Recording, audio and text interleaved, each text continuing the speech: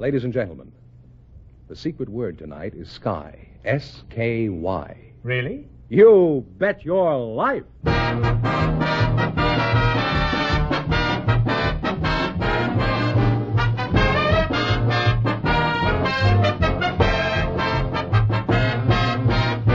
more than 3,000 DeSoto Plymouth dealers of America present the best of Groucho.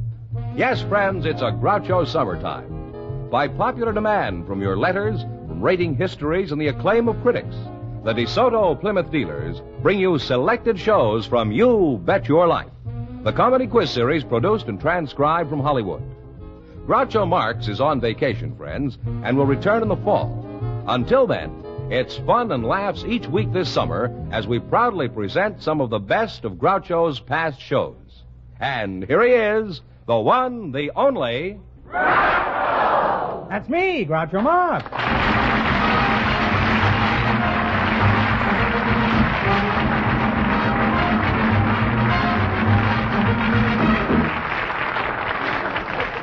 Thank you. Well, here I am again with $2,000 for one of our couples. Fenneman, who's supposed to try for the $2,000? Well, we invited some beekeepers and some girls who arrange weddings to the program tonight. And just before we went on the air, our studio audience selected Miss Myrna Cole and Mr. Herbert Hunt. And here they are. Folks, come in here and meet Groucho Marx. Well, welcome for the DeSoto Plymouth dealers. And you say the secret word and you'll divide $100. It's a common word, something you see every day. A beekeeper and a wedding arranger, eh? Mr. Herbert Hunt, you keep bees? Yes. I see. Where you from? Honolulu? No, I'm from Utah, Salt Lake City. Salt Lake, eh? Now, Myrna Cole, the sweet man is calling me. What's your hometown, Myrna? Billings, Montana. Billings, Montana. That's How are right. the Billings in that town? Oh, Are they just pretty fine. good? Well, give them my regards when you see them, eh? Now, you're the wedding director? That's right. Well, any married woman can claim that title. What sort of work does your husband do? I'm not married. Now you're talking, huh? You mean you don't patronize your own business? Oh, I'm all for it. And Well, I'm during engaged. Prohibition, bootleggers never drank their own stuff, you know. You approve of it, though. Oh, eh? I think it's wonderful. I really do. How come you direct weddings and yet you're still single? Don't you believe in marriage? Oh, yes, and I plan on getting married real soon. You do, huh? Yes. Well, that takes care of me. Well, let's talk about bees, Mr. Hunt. How many do you have? Well, I have about 800 colonies. 800 colonies? Yeah. George Washington only had 13 colonies, and he was the father of our country. Now, just what is a colony, Mr. Hunt? Oh, a colony is a swarm of bees in a hive. Oh, then actually you have the hives, is that it? Well, not lately. Well, do you scratch for a living now that you have the hives? No. How many bees are there in a colony? Look how she looks at me. She's fascinated by me. Or is that revulsion? Fascinating. Thanks for lying, anyhow. How many bees are there in a colony, Mr. Hunt? About 15 pounds. And how many bees are there in 15 pounds? About 75,000 bees. About 5,000 to the pound. How do you know? Did you ever count them? Oh, no. I see. Well, how many bees do you think there are in 15 pounds of bees? I have no idea. You have no idea? No huh? idea. I'm surprised you don't know. As a wedding director, I would assume you know all about the birds and the bees.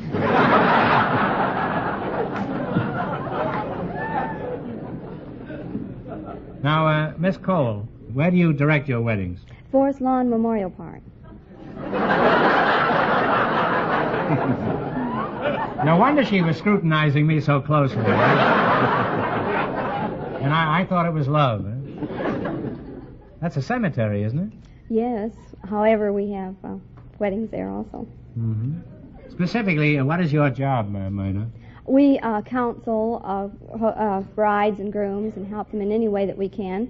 And we give them rehearsals and instructions and help them to make their wedding just as lovely as possible. You rehearse them, you say? That's right.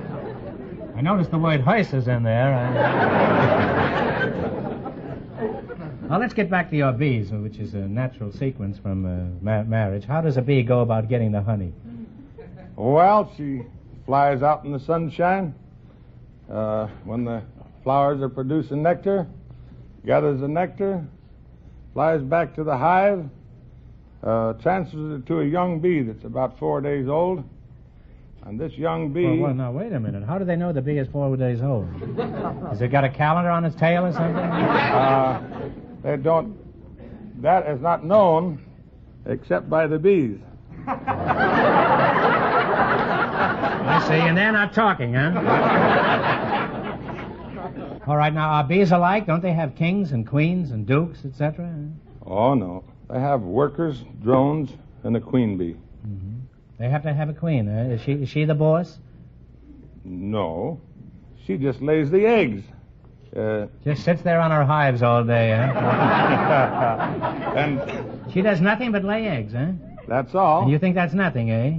Have you ever tried to lay an egg? No. Now, how about the drones? What do they do? The drones are the fathers in the hive. Well, you're talking. The old man just sits around in his slippers all day and lets the little woman do the work, is that it? But it doesn't live long. Maybe not, but he has a great time while it lasts. Vive la vie, that's all I can say. Well, you're a very interesting couple, and if I have a choice between matrimony and beekeeping, I'll take the hives. Now, in just a minute, you're going to play You Bet Your Life for a chance at $2,000. First, here's something important to you. Friends, your DeSoto Plymouth dealer wants you to take the wheel of the mighty DeSoto Fire Dome 8 or the DeSoto Powermaster 6. He invites you to take the 5-mile trial so you can judge for yourself the new power of the Fire Dome 8 under all road conditions. Here's what you'll discover. The DeSoto 160 horsepower Fire Dome V8 engine means more driving pleasure, quicker response, greater acceleration, easier hill climbing, and the ability to pass safely on the highway. It means more driving economy, more power from every drop of gas, and on regular gasoline. Also, in the 5-mile trial, you'll have the chance to try DeSoto Full Power Steering, the sensational development that lets you turn the wheel as easily as you dial a phone. Ask your DeSoto Plymouth dealer to let you take the 5-mile trial in the new DeSoto 160 horsepower Fire Dome 8 or the handsome Powermaster 6. And remember, all dealers who sell DeSoto also sell Plymouth, the low-priced car most like high-priced cars.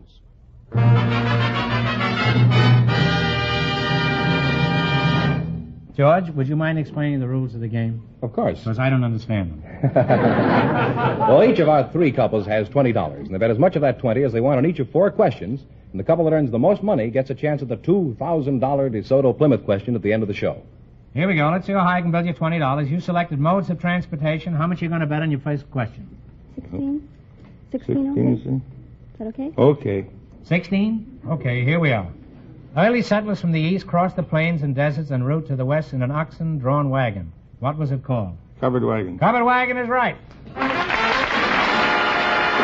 you folks are on your way, too. You have $36. I once had a covered wagon. I had an automobile with 3 mortgages on it. Remember, you're going for $2,000 tonight. Now, how much of the $32 will you bet on your second? $36. You're a perfect 36. How much are you going to bet on your second question? 32? All right. What's the boat called that conveys passengers across a river? Ferry. The ferry is right. You people are really climbing. You have $68. How much are you betting? 50? $50?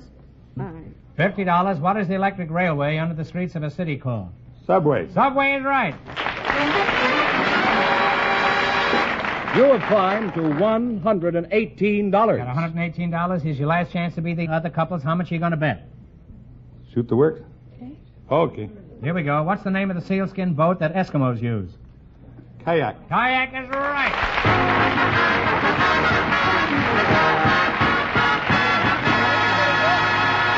And you wind up with a grand total of $236. Groucho, the secret word is still the same. It's sky. Just before we went on the air, our studio audience selected a nurseryman and a housewife, and here they come. Folks, come on over here and meet Groucho Marx, Mrs. Mary Duffy, and Mr. Robert Stansfield. Welcome to You Bet Your Life. And if you say the secret word, you'll divide $100. It's a common word, something you see every day. Mrs. Mary Duffy, you're the housewife. Where are you from? I'm from Alvord, Iowa. Alvord, Iowa. Where's that near? It's in Iowa, near Minnesota and South Dakota, near the It's in Iowa, but it's near Minnesota? It's right near the South Dakota-Minnesota line. Oh, well, you've got me Iowa. fairly well confused, Mary. Your name is Robert Stansfield? That's right. And you're the nurseryman, eh? That's correct. Aren't you pretty old to be in a nursery? Which one are you from, Bob? From Paul J. Howard's California Flowerland. Oh, and what is your hometown? Tunbridge Wells, that's in Kent, England. Oh, you come from England, huh? Then you were transplanted to California, is that right? That's right, yes. I'm surprised you don't have more of a pot.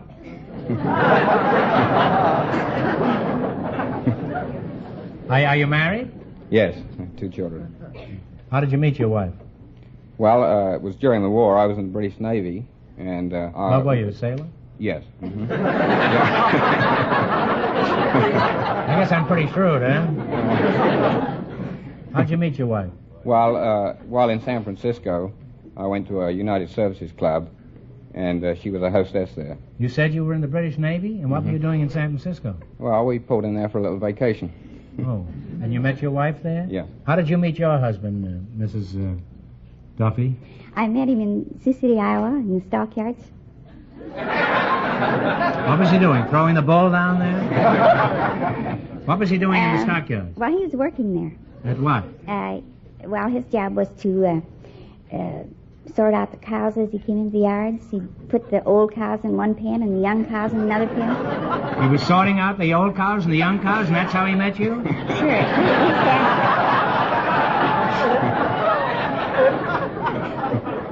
He was standing there waiting for some cows to come in, and I come along.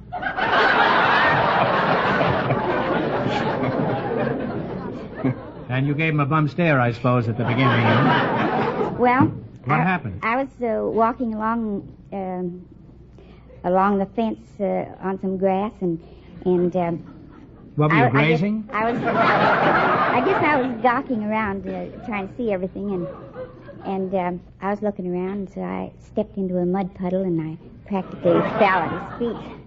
I slipped in the mud and fell right in front of him. And he looked down and he said, "Well, you're the clumsiest cow I ever saw." He always had a flair for romance, this fellow. Well, let's talk about nurseries. For example, why do they call them nurseries, Robert? Well, the plants are just young little things, and, well, they have to be nursed along just like a baby. Is that so? Sure. We'll have to drop around your place at mealtime. I'd like to see you bite a petunia.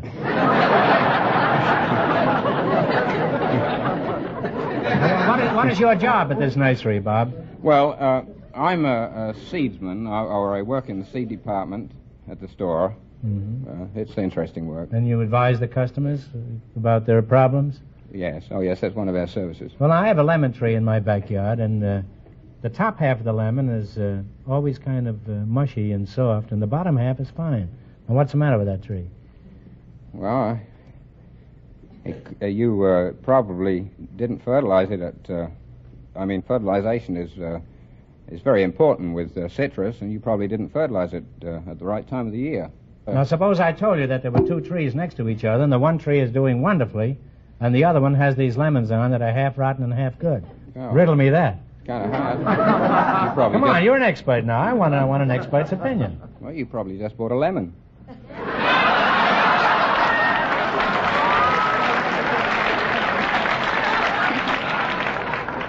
That's very funny, but you're not helping my problem, man.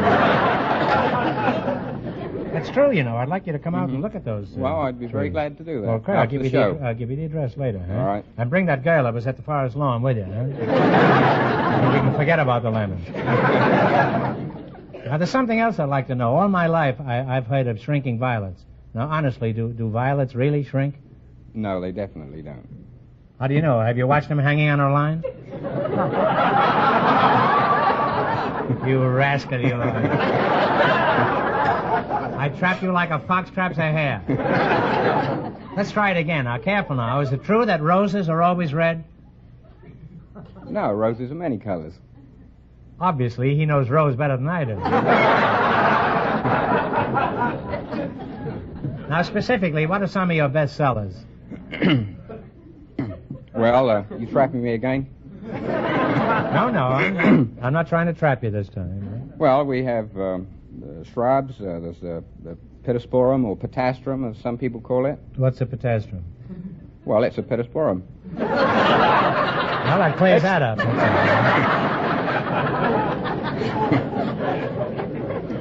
Well, okay, now I know all about spring planting. Now you two are going to play You Bet Your Life for a chance of $2,000. I can't tell you how much our first couple won, but Fenneman's off stage to remind our listeners. The beekeeper and the wedding arranger won $236. All right, here we go. Let's see how high I can bid you $20. You selected wives of nobility. Here's your first question. How much are you going to bet? 15? 50? 15. Okay. What do you call the wife of a czar? An empress.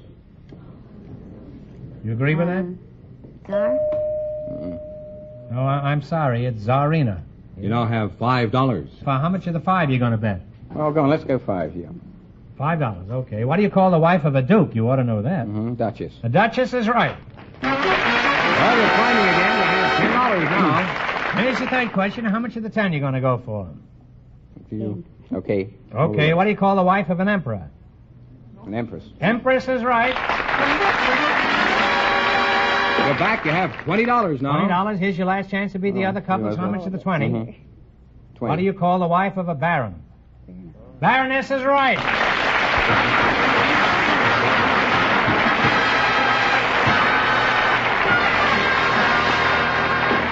And we wind up with $40. You made a comeback, and we'll see you later. Groucho. The secret word is still sky. We invited some junior high school boys to the program tonight, and just before we went on the air, our studio audience selected Howard Brody. His partner is a member of the Parent Teachers Association, also chosen by the studio audience, Mrs. Priscilla Stell. Folks, come in here and meet Groucho Marx. Well, welcome, youngsters, with the DeSoto Plymouth dealers. You say the secret word, and you'll divide $100. It's a common word, something you see every day.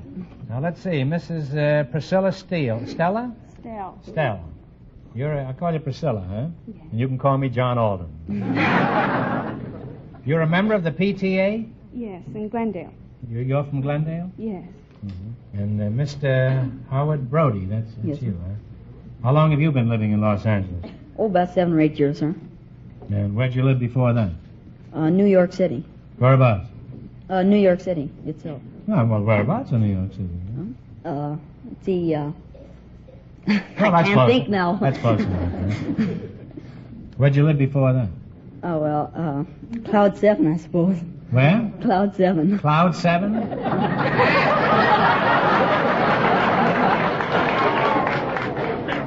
He's going to be difficult, I think. How old are you, Cloud 7? 13, sir. 13, huh? Yes, sir. And what sort of work does your wife do, Mr. Brody? I don't have a wife. You don't have a wife? No. And you're from New York City? Yes. What sort of work does your father do? Well, he sells Dr. Scholl's corn pads. He does? Yes. How did you meet your husband, Priscilla? Well, Speaking of corn pads. I met him in the post office at Trona, California. How many children do you have? 2, a boy and a girl. And how'd you meet your husband? In the post office at Trona, California. Well, I mean, you just made a practice of going to the post office and picking out a husband? No. And now you have 2 children. Yes. You must have been hanging around general delivery.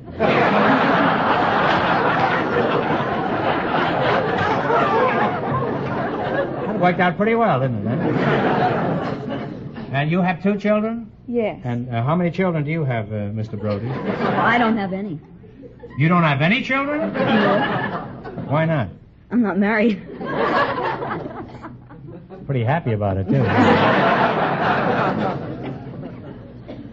Have you got a girlfriend? Well, sort of. What do you mean, sort of? You're not sure she's a girl? Well, she's a girl, all right. She is, huh? Yeah. What does this charmer look like? Well, she's about as tall as me or a little bit shorter. And,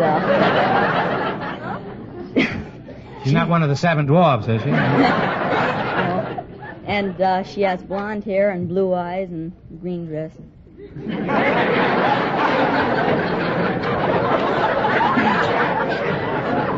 Don't ever get that confused, you know. How old is she? She's 12 and a half. 12 and a half. How did you meet this femme fatale? Well, she and I were in the same class at school. Did you take her to the post office occasionally? No. Are you romantically inclined, Mr. Brody? Well, I don't think so, but in a couple of years, I suppose. You can bet on that, Mr. Brody. What is romance, anyway? How would you explain it? I mean, this inexplicable attachment that arises between a man and a woman. Well, when a man and a woman like each other and they buy a house.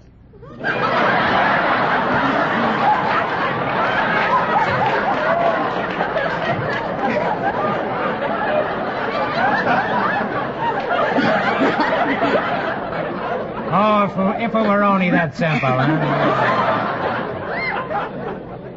You mean that's all there is to it? They look at each other and the quick runs out and buys a bungalow. Huh? No, they like each other a lot and they want to live with each other and they get married and they buy a house and they live.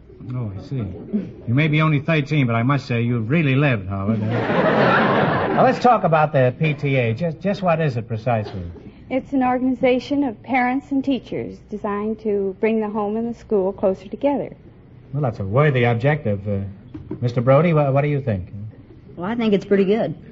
Do you think the home and the school should be brought closer together? Yes. Why do you think so? Because it's too far for me to walk every morning.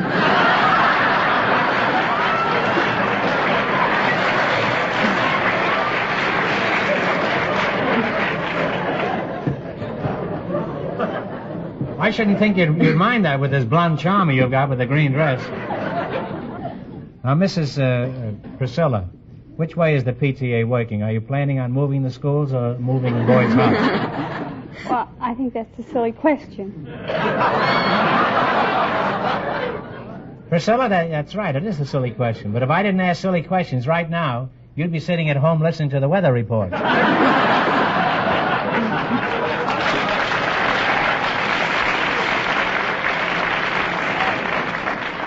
What are the requirements for joining the PTA?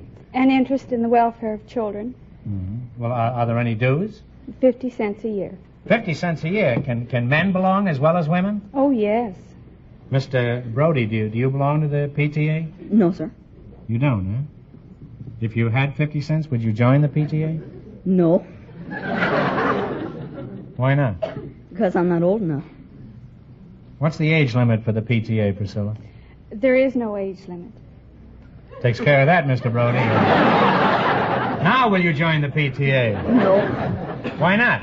I haven't got any kids. Children. Now, don't come running to me with your problem.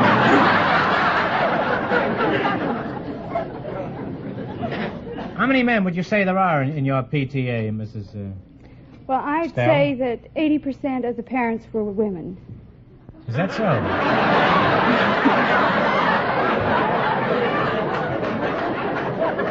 Well, things have certainly changed since I was a lad.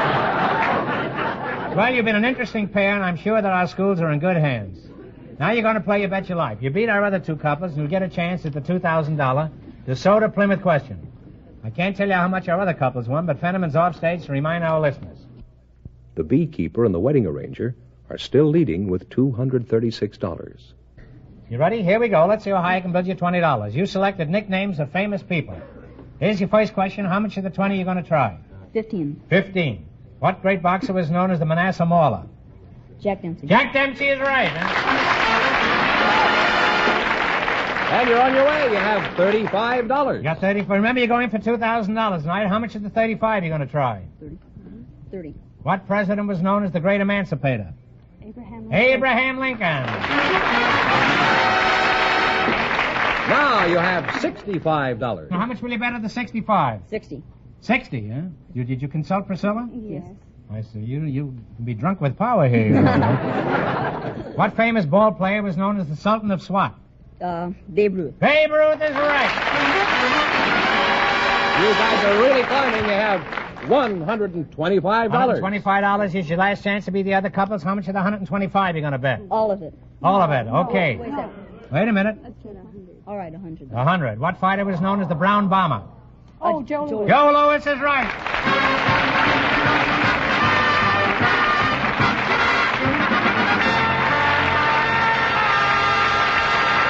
And you wind up with $225.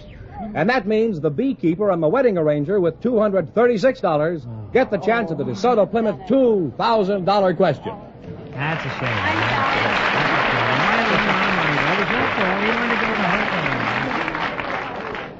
When your car needs the attention of an expert, there's one place to take it, to your DeSoto Plymouth dealers. You see, the master technicians at a DeSoto Plymouth dealers know your car, and they know their business. They get continuous training, supervised by factory service executives. For example, more than 6,000 of these DeSoto Plymouth dealer mechanics just recently attended 252 special training schools in all parts of the nation. They got additional training in all phases of repair and maintenance and studied new service techniques. Continuous training like this, in addition to their years of experience, naturally makes the skilled mechanics at a DeSoto Plymouth dealers the best qualified men to service your car. It means your car gets the finest care at a real saving to your pocketbook when you take it where you see the famous sign of better service, the friendly sign of a DeSoto Plymouth dealer.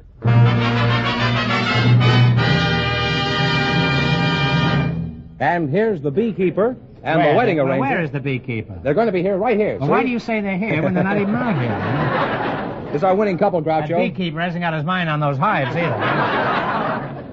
All set for the $2,000 DeSoto Plymouth question. Okay, and don't be so somber, Fenneman. It's an exciting moment, believe me. Not for you, it won't be. You won't get a quarter out of it. Here we go for $2,000. I'll give you 15 seconds to decide on a single answer between you. Think carefully and no help from the audience, please. Here it is. James Madison's opponent for the presidency was a man whose picture millions of people see every day on cigarette packs. Who is it?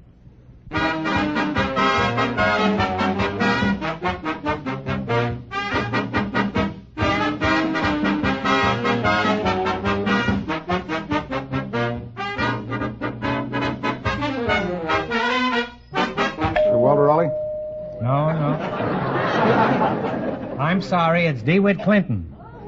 Oh, on the, Yes, it's on the little green thing there, on the government stand. So that means the big question next week will be worth $2,500. Well, you lost the big money, but you won how much? $236 in the quiz. Well, that ain't hay, it's not even bees. And congratulations and thanks to both of you and to all of our contestants on the show tonight.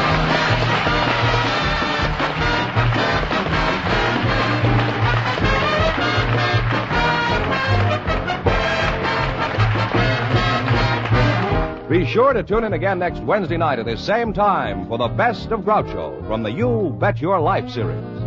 Don't miss the Best of Groucho on television, too. Also presented by the DeSoto Plymouth Dealers of America. And remember, all dealers who sell DeSoto also sell Plymouth.